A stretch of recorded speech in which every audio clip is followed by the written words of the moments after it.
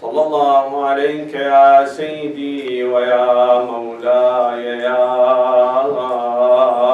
أبا عبد الله يا رحمة الله الواسعة ويا باب نجاة الأمة ويا عبرة كل مؤمن ومؤمنة يا ليتنا كنا معكم سيدي فنفوز فوزا عظيما.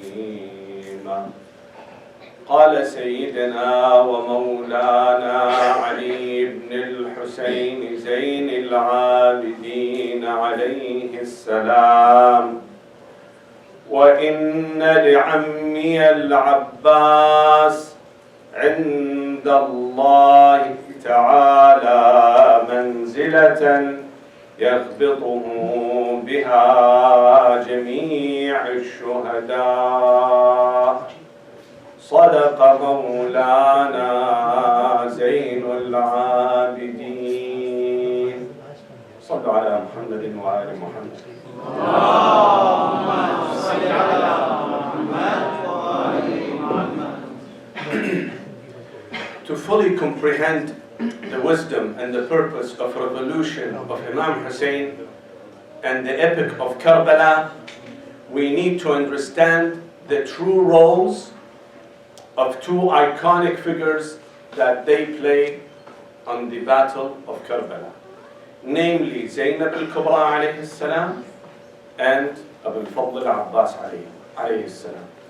Without knowing their roles and what was their purpose in participation in this battle, our understanding and comprehension of the revolution of Ashura is considered to be insufficient and incomplete. Once we understand their roles, and knowing that the beacon was at the hand of Imam Husain alayhi salam, there is another reality and another fact comes to become very vivid and obvious. And that is the mastermind, the author of the revolution of Imam Husain was Ali ibn Abi Talib alayhi salam. He was the one who had envisioned the battle and the revolution. And he was the one who delineated all the roles of those iconic figures in the battle. When you look at the 18 members of the family members of Imam Husain alayhi salam, the household of Imam Husain, who have been murdered and martyred in the battle of Karbala, you will see either they came from Jafar al-Tayyar, the house of Jafar, which is the brother of Amir al-Mu'mineen, or Aqil ibn Abi Talib, the other brother of Imam Ali, or the household of Ali ibn Abi Talib alayhi salam. When you look at them, you see they are all descendants of Abu Talib alayhi salam. No other member of Bani Hashim participated in this battle. They all came from the line of Abu Talib. Therefore, you see the greatness that Abu Talib alayhi salam did, first at the advent of Islam, when he supported the Prophet to lay the ground and foundation for Islam, and second, to sustain Islam through the revolution of Imam Husain. Now, what were the roles of Zainab and Abu al-Fadl al-Abbas? Inshallah, in these few minutes that I have, I will talk mainly about Abu al-Fadl al-Abbas alayhi salam, but we will have to touch upon the role of Zainab. Zainab was born in the 5th of Hijrah. This is what the ulama say, on the 5th of Jumadi al-Awwal. She never, according to historians, never ever left the household of her father. Always stayed with her father. Her husband is Abdullah ibn Jafar, her cousin. But the Imam made her marry Abdullah ibn Jafar under one condition, that she does not abandon the house of her father. And after her father, she joins her brothers Hassan and Hussein. Therefore, you see that Zainab was in Medina, and then from Medina she went to Kufa with her father and stayed with her brothers, and eventually came back to Karbala. came back to Medina, and when the Imam alayhi salam left to Karbala, she also joined him. Now we know, according to the norms, not only the Islamic Sharia, any norms, even the secular norms, the wife always, you said almost always, I don't say all the time, but almost always follows the husband. This is the logic. Musa alayhi salam, when he traveled, when he left Egypt as a refugee to Midian and married the daughter of Shu'aib, when he came back, he took the daughter of Shu'aib, his wife, with him, as the Almighty Allah says, فَلَمَّا قَضَى مُوسَى الْأَجَلَ وَسَارَ بِأَهْلِهِ آنَسَ مِنْ جَانِبِ الطُّورِ نَارًا. When he entered the desert of Sinai, his wife was with him, and he brought him, he brought her to Egypt. It's a norm that the wife follows the husband, but in this case, Ali ibn Abi Talib made it a condition for Abdullah ibn Jafar to agree that Zainab stays in the household of Ali ibn Abi Talib. What is the reason? Why he asked her to stay, to make Zainab stay with Ali ibn Abi Talib? The reason is that there is a plenty of training and education is left for Zainab. She has to go through this training in order to meet the challenges in the epic of Karbala. You see, when you have an officer, an army officer, he has to go through the staff college, the war college, studies and studies and studies until he becomes an officer. In order to meet the challenges, the brutality, the burden of the war. The same thing you can say about Zainab. She has to have a great challenge waiting for her. Therefore, the training is a must. Under whom? Under the supervision of three great personalities, three great infallibles. Someone like Ali ibn Abi Talib. Of course, she spent time with her mother at young age, but eventually her mother left her at age of 5. But it was Ali ibn Abi Talib, Hassan and Hussein who have trained her. That is about Zainab. What about Abu al-Fadl al-Abbas? Again, Abu al-Fadl al-Abbas was born in 26th of the Hijrah, 4th of Sha'ban, the 26th of the Hijrah. A handsome, wonderful, tall, young boy in Bani Hashim. His nickname was Qamar Bani Hashim, the moon of Bani Hashim. That much beauty and gorgeousness this man had, if I say the terminology correct. A handsome man in the tribe of Bani Hashim. Amir al-Mu'mineen alayhi salam, from the advent of his life, taught him all the tactics of the warfare.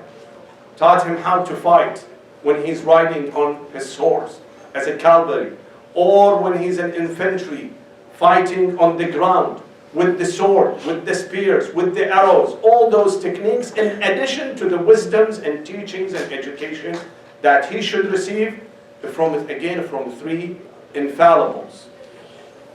Amir al-Mu'mineen alayhi salam, Hassan and Hussein. For what reason? To bring him up and make him ready for the battle of Karbala.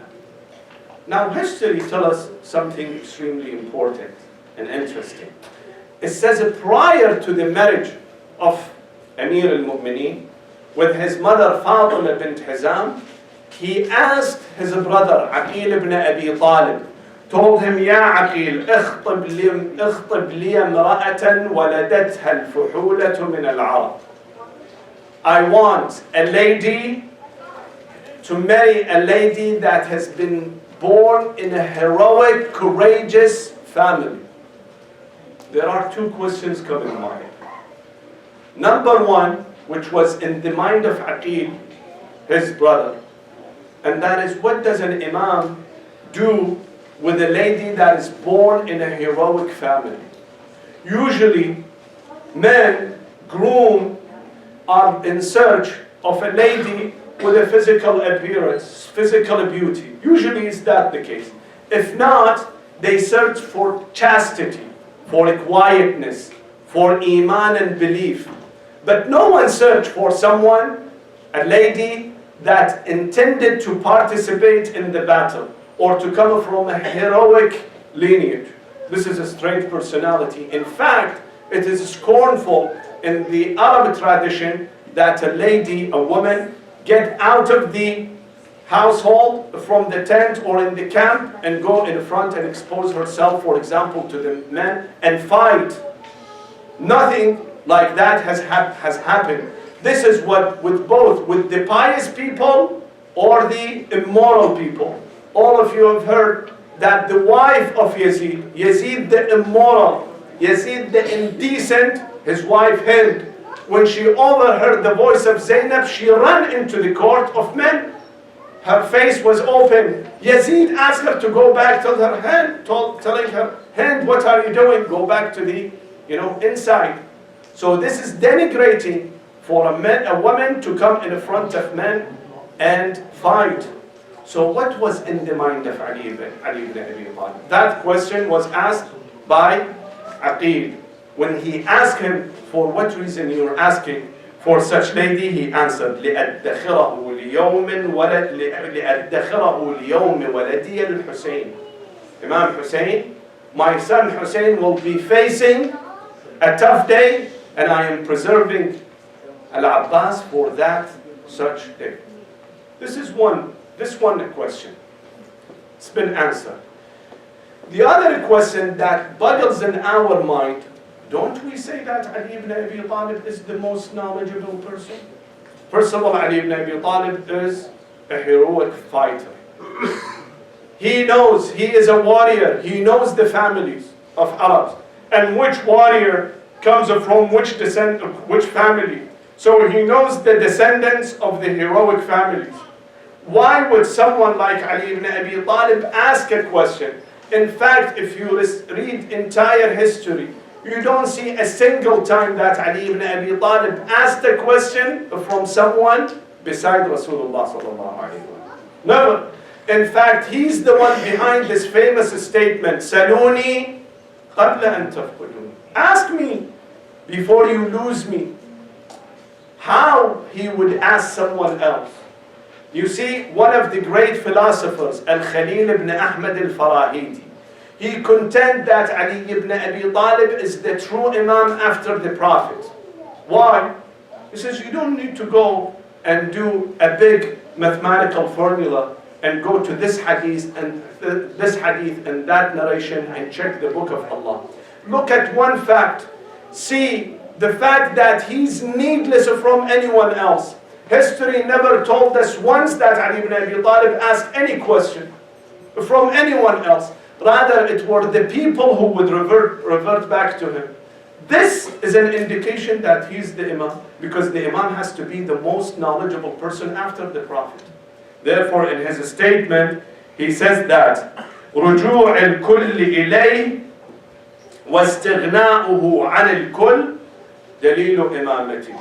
The fact that he is not asking others, استغناؤه عن الكل, needless to ask others while others revert back to him, is considered to be his reason for the Imam.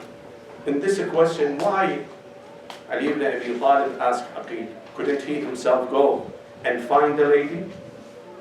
Someone in his own description for what he was looking for? Let me give you a similar incident. The Almighty Allah subhanahu wa ta'ala, when Musa alayhi salam left Midian and coming to Sinai, Allah subhanahu wa ta'ala asked him, وَمَا تِلْكَ بِيَمِينِكَ يَا مُوسَى? What is in your right hand? Why would God ask him? God doesn't know what is in the hand of Musa. For what purpose he asked him? Because he wants to signify the subject. So the entire world asked, what about this subject? Why is it so important? Therefore, Musa alayhi salam says, قال هي عصاي أتوكأ عليها وأهش بها على غنمي ولي فيها مآرب أخرى. This is a multi-purpose stick. But Allah subhanahu wa ta'ala tells him, no, there is something else. ألقها يا موسى. Throw and then see what's going to happen. فإذا هي حية تسعى. So the reason that the Almighty asking Musa, because he doesn't know what's in the hand of Musa.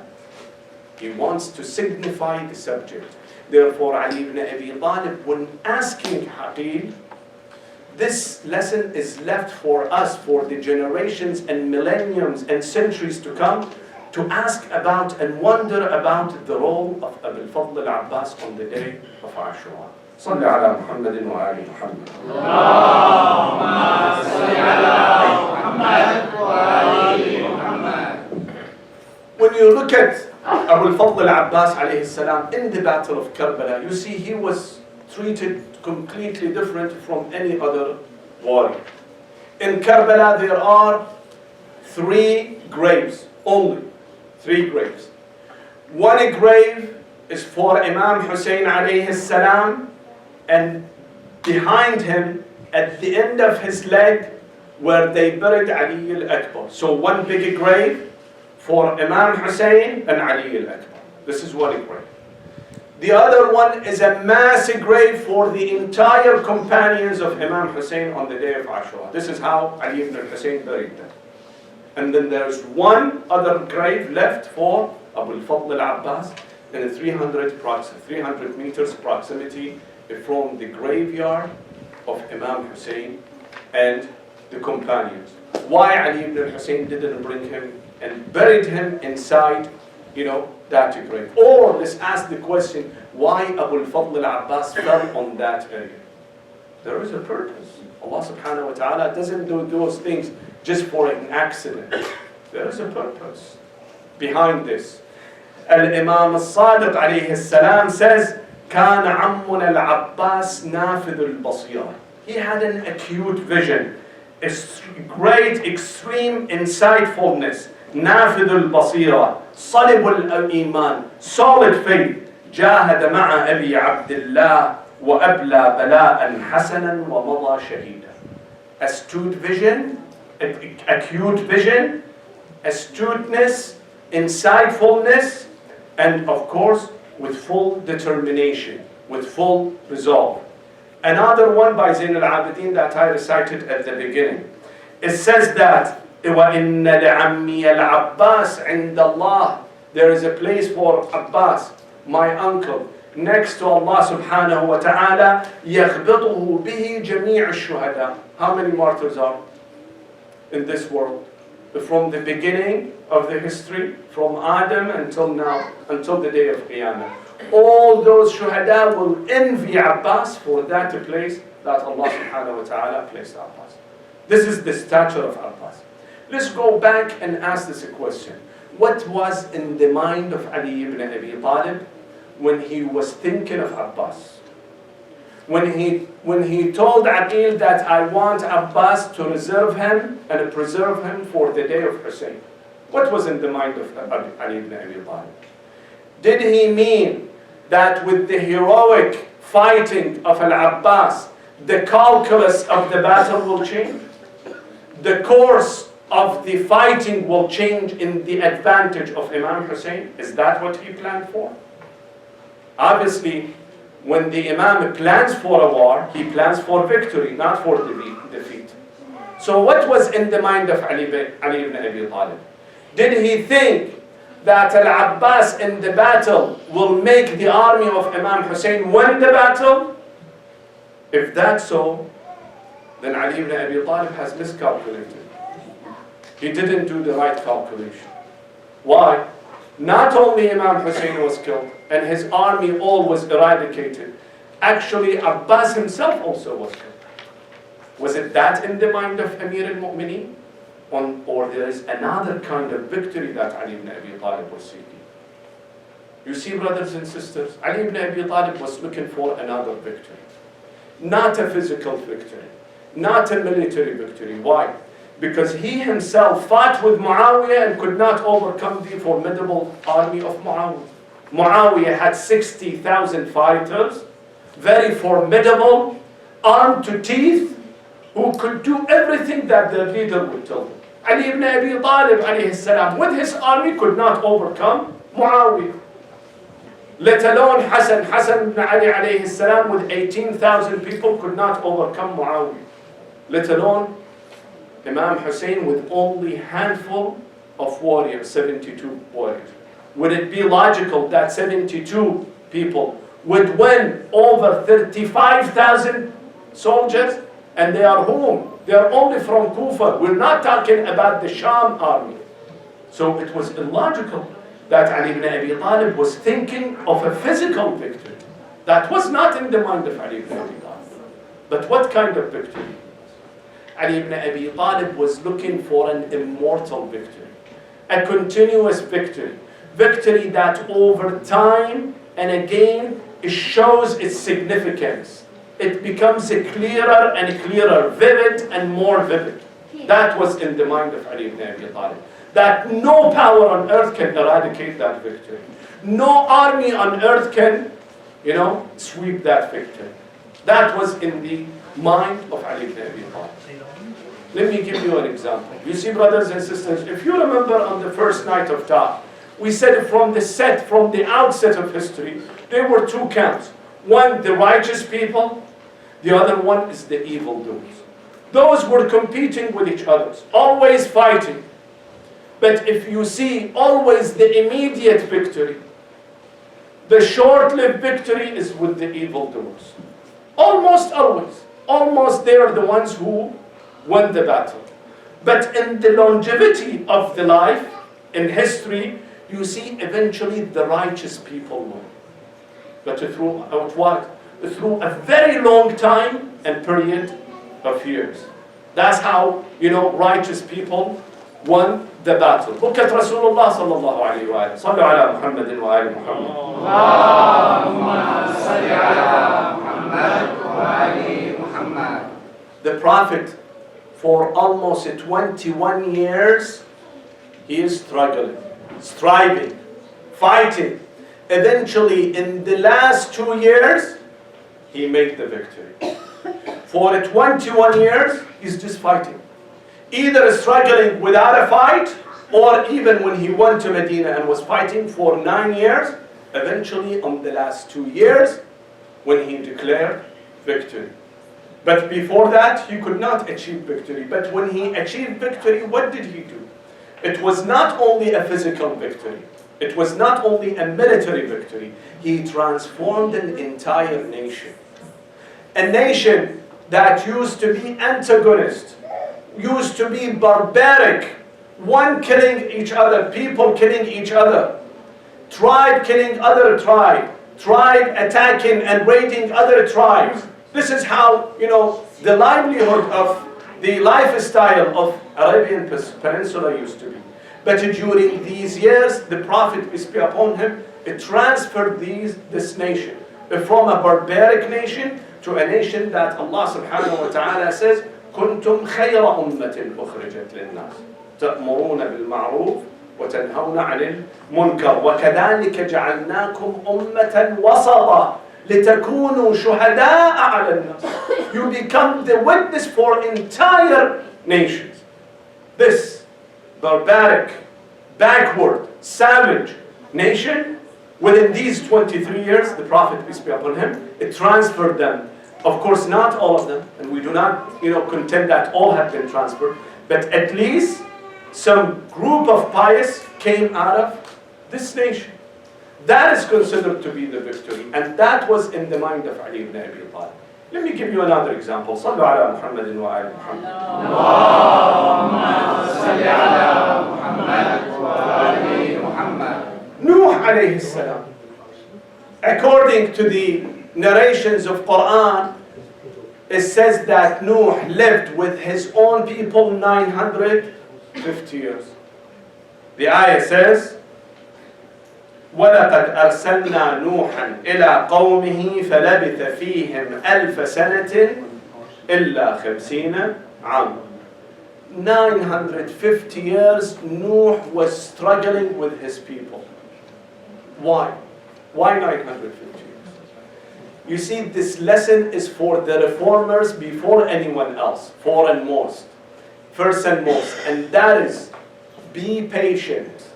You as a reformer, you will not achieve your desires and your goals within a short period of time. You have to have patience. You have to do diligent work. You have to take a deep breath and long breath and wait and be patient until the victory comes. Victory doesn't come that easy. The narrations say only for 40 years Nuh was building the ark. 40 years. Now Nuh knew the consequences. He knew the result, but he was patient. But ordinary people didn't have the desired or the necessary sighting to see. They were all short-sighted. They could not see the future. Groups of people will come, pass by Nuh, and they would poke fun of him. The Quran says, كُلَّمَا مَرَّ عَلَيْهِ وَيَصْنَعُ الْفُلْكِ وَكُلَّمَا مَرَّ عَلَيْهِ مَلَأٌ مِّن قَوْمِهِ سَخِرُوا مِنْهُ. People, flocks, pass by Nuh, they poke fun of him. Nuh, you became a carpenter? The other one tells him, Nuh, now you're going to become a fisher and hunter? Nuh, do you know how to swim? Nuh, how do you take this ark with a wheel and put it in the sea? Where is your sea? You're going to use a crane? How are you going to do those things? All kind of funs from Nuh. But Nuh knew the story. He knew the consequences, but those people had no idea. So over a long period of time, after passing of 1,000 years, it became clear who was the victorious. The same idea was in the mind of Ali ibn Abi Talib. Let me give you very simple. On the day of Ashura, what was the word of Imam Husain? How many times he used to say, أَلَا هَلْ مِن نَاصِرٍ يَنْصُرُنِي? How many times? He kept saying, every once in a moment he would declare, أَلَا هَلْ مِن نَاصِرٍ يَنْصُرُنِي? Today when you go on 10th of Moharram, you go to his burial site, you go to his shrine. How many millions declare لَبَّيْكَ يَا Husayn? You see how it became? How victory became vivid and clear? That was in the mind of Ali ibn Abi Talib. You see Rasulullah sallallahu alayhi wa alayhi has a beautiful word. He says, Allahumma salli ala. He says, Jawlatul batil fi sa'a. The victory of batil only takes 1 hour. Short-lived, transient, cannot exceed than 1 hour. وَجَوْلَةِ الْحَقِّ إِلَىٰ قِيَامِ السَّاعَةِ. But the winning and the victory of Haqq will continue until the day of hereafter.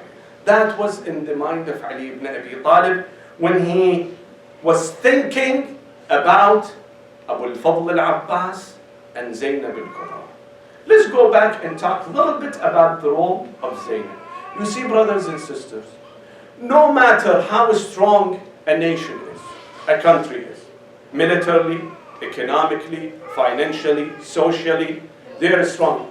But if they miss the right propaganda, the right media, the right press, they lose. The media, we call it the fifth power. There are 3 branches of power. The fourth power, I meant fourth power. The fourth branch of power is the propaganda, is the media, the press. Why? Because it is the press and the media that gets your voice across, to others. Others don't know what's going on until you tell them. Imam Husain and before him Ali ibn Abi Talib was thinking of Zaynab and the children. When Imam Husain took his children and the family out of Medina, Abdullah ibn Abbas, his cousin, came and told him, where are you going, Ya Husain? He told him, Sha Allah an yarani qatila. I have to be murdered and martyred. He told him, no, okay, you want to be murdered. What about those children? When you're taking your family to, what did the Imam alayhi salam say? Sha Allah an yarahunna sabaya. God is willing to see them as captives. The question, why would God want to see Zaynab and Kulthum and the rest of those children and orphans captives? Does God have a vested interest to see the household of His beloved servant Rasulullah sallallahu alayhi wa alayhi to suffer? Is that the mentality of the astaghfirullah? What was in the will and order of God? To see this noble household to suffer? Or there was something ulterior? You see, brothers and sisters, on the day of Ashura, when Imam Husain was beheaded and his entire family, his entire army was eradicated, the storyline in Bani Umayyah was what? those people were bandits. Those people were aggressors. They were even not Muslims. They harassed people. They wreaked havoc in the Islamic society, in the Islamic nation. Therefore, Amir al-Mu'mineen Yazid had to eradicate them. That was the story that we're selling to the people. People had no idea who were those households. They had no idea who was Hussein. Therefore, when people of Kufa, who have been seeing Ali ibn Abi Talib some 20 years before, they were completely been struck with amnesia. They had no idea who were those family. Therefore, when they saw the family of Imam Hussein, what did they do? They went and grabbed certain foods and food items, they brought them as sadaqah, zakat, to those captives. Kulthum said, no. As-sadaqatu muharramatun alayna. We cannot eat from this zakat. Why?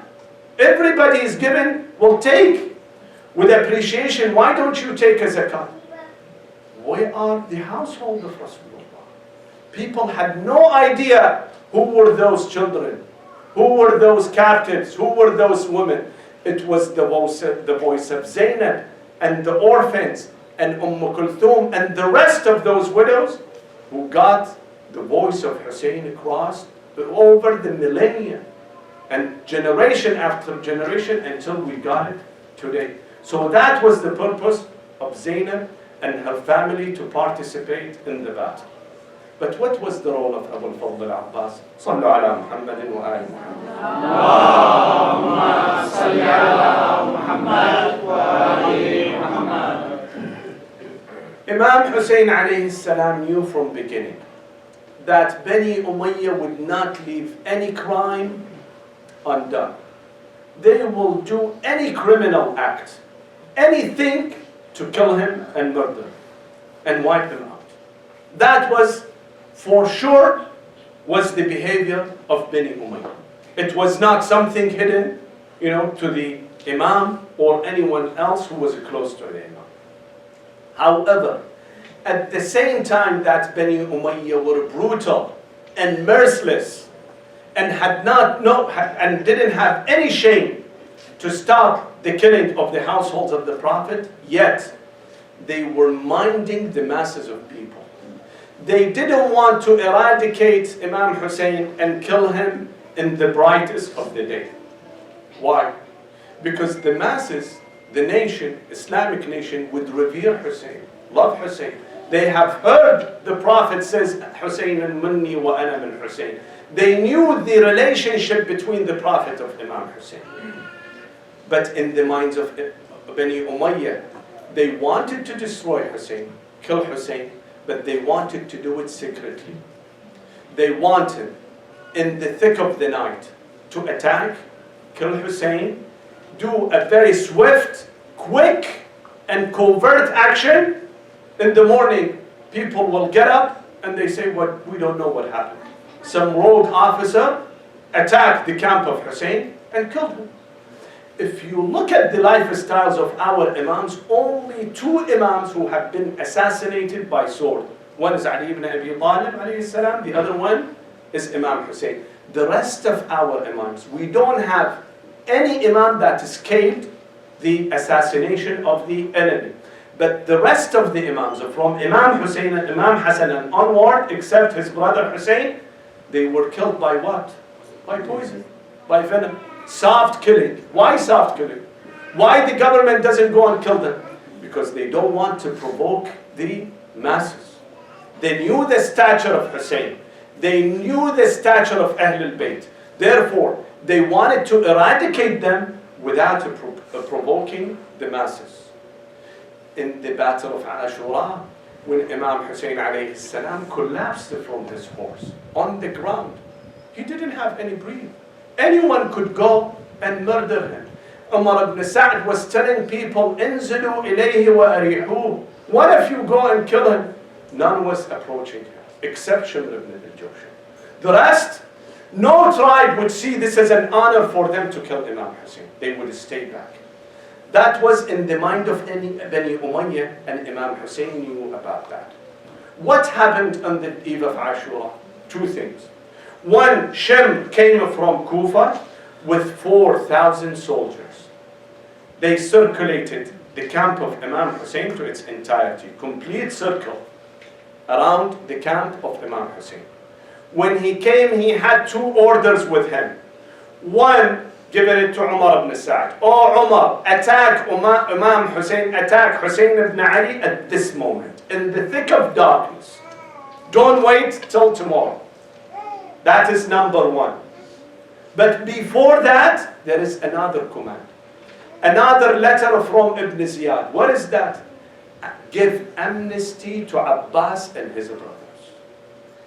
Why would someone like Shem ask for amnesty for Abbas and his brothers? Because they love Abbas? Because Bani Umayyah cares about Abbas? No. They don't care for Abbas, nor they love Abbas, but they fear Abbas. In the thick of the night, their battle, their war and attack was not fully assured. They didn't know what would happen. Maybe Abbas will resist. Maybe he take his brother and escape. Therefore, they couldn't tell if the battle will end up 100% in success. So what did they want to do? They wanted to neutralize Abbas on that night. Therefore, Shem came and declared, أَيْنَ بَنُو أُخْتِنَا. You know, he was relative to their mother, al-Baneen.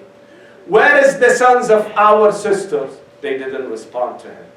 Imam Husain told them, respond to this man. They said, this is Shem. Imam alayhi salam says, أَجِيبُوهُ وَإِنْ كَانَ فَاسِقًا. Even if this man is a fasiq, answer him. When they went, he told them, اخرج. What do you do in this battle? فَإِنَّكُمْ آمِنُونَ وَلَا تَقْتُلُوا أَنفُسَكُمْ مَعَ أَخِيكُمْ. Why you murder yourself with your brother? Leave. And you are in complete safety. No one will harass you. Leave. Leave the battle.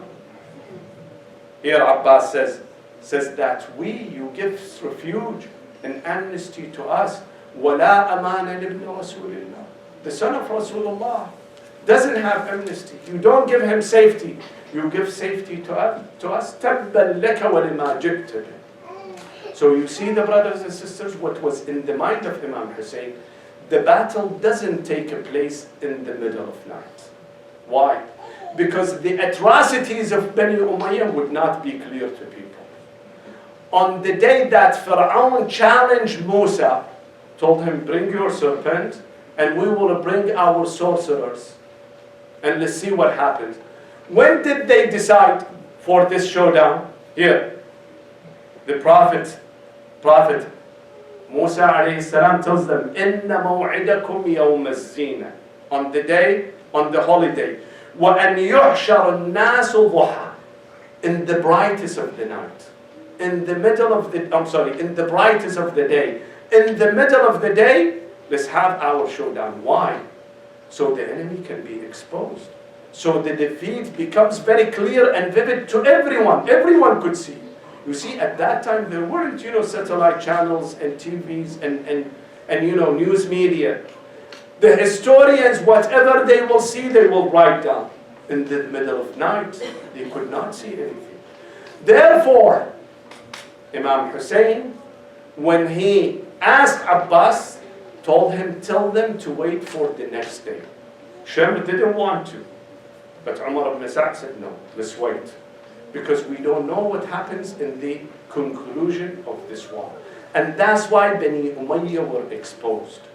So people could see their atrocities. They could see that they killed a 6-month-old baby of Abu Abdullah and Hussein. So they could see that they crushed the ribs and chest of Abi Abdullah and Hussein on the battle of Karbala. They would see how the hands of Abu al-Fadl al-Abbas had been amputated. They would see the gruesome nature of the war on that battle and all be documented. That was the purpose of Ali ibn Abi Talib alayhi salam. And that was the purpose of Hussein when he sent his brother Abbas to go and ask for them to wait until the day after. You see, it was obvious for everyone, the household of Hussein, that Abbas is the sacrificial of Imam Husain. Look at, out of coincidence, Imam Husain is born on 3rd of Sha'ban. Abbas is born on 4th of Sha'ban. He was a shadow to Imam Husain. Imam Husain had many children with him, but it was Abbas that always was serving him, was taking care of his need, always was a shadow to his brother. The children, the men, the women, all members of the household of Ali ibn Abi Talib knew that Abbas was a sacrificial for Hussein. On the day that Abbas was born, Imam Hussein came to give the good news to his father, told him that a brother was born. This is a good news. The Imam alayhi salam tells him, Ya Aba Abdullah, bashir bihi nafsik. This good news is for you. Wallah ma khalaqahu Allah illa linusratik. God did not create Abu al-Fadl al-Abbas except for your assistance and your support. Let's skip the battle of Karbala. Let's go back an incident 40 days later. When the captives, the orphans, the widows came back from Sham, they were coming back toward Medina. Only had Imam Zayn al-Abidin with them, and they're coming back with no men. All men were left martyred in Karbala. As they enter, Ali ibn al-Husayn looks at one of the poets, his name Bishr ibn Hadla, tells him, Bishr, رحم الله أباك فلقد كان ينظم الشعر فهل تأتي منه بذلك? Your father was a great poet. Would you also be able to recite poetry? Bishr ibn Hadlam said, yes, Ya ibn Rasulullah, I can say that. Imam Zayn al-Abidin told him, Bishr, go inside Medina and eulogize Imam Hussein. Make people get ready for us. We are the captives. We are the households of Hussein. Make them ready for us to wait for us. Bishr ibn Hadlam said, I took the horse. I went inside Medina and started crying out loud, saying, Ya Ahla Yathrib la muqama lakum biha. Don't stay at home. Everybody leaves. يا أهل يثرب لا مقام لكم بها قتل الحسين فأدمعي مدرار الجسم منه بكربلاء مضرج والرأس منه على القناة يدار. He said, everybody, men, women, children, all, old, young, everybody came out asking what's going on. He said, I will meet you at the graveyard of Rasulullah, on the tomb yard of Rasulullah. When he stayed there, he said, I saw a decent woman coming with a boy in her hand, grabbing a boy. She told me, أخبرني عن الحسين. Tell me about Hussein. I asked, who's this lady? They told me she's al-Baneen, mother of Abbas. He said, what should I tell her? He told her, al-Baneen, عظم الله لك الأجر بولدك عبد الله. Your son Abdullah was killed in the battle of Karbala. She said, فداء للحسين. May he be a sacrifice for Hussein. I told her, al-Baneen, عظم الله لك الأجر بولدك عثمان. Your son Uthman also was murdered. She said, did I ask you about Uthman? I did not ask you about Uthman. I asked you about my son Hussein. Tell me about Hussein. She told him, al-Baneen, عظم الله لك الأجر بولدك جعفر. Jafar also was killed. She said, فداء للحسين. Tell me what happened to Hussein. At that moment he said, البنين عظم الله لك بولدك Abbas. At that moment she dropped the boy from her hand. She grabbed her bag and said, الآن انكسر ظهري. You broke my heart, you broke my back. Tell me about my son Hussein. He said, يا أم البنين عظم الله لك الأجر بولدك الحسين. And Abdullah al-Husayn also was murdered. At that time she raised her hand and bit her forehead and said, Wa Husayna, Wa walada, La حول ولا قوة إلا بالله العلي العظيم. إنا لله وإنا إليه راجعون. السلام عليك يا أبا عبد الله وعلى الأرواح التي حلت بفنائك وأناخت برحلك.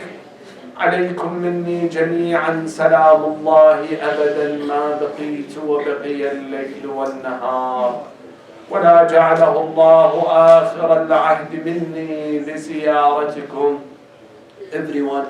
السلام على الحسين وعلى علي بن الحسين وعلى أولاد الحسين وعلى أصحاب الحسين ورحمة الله وبركاته. وصلى الله على محمد وآله الطيبين الطاهرين.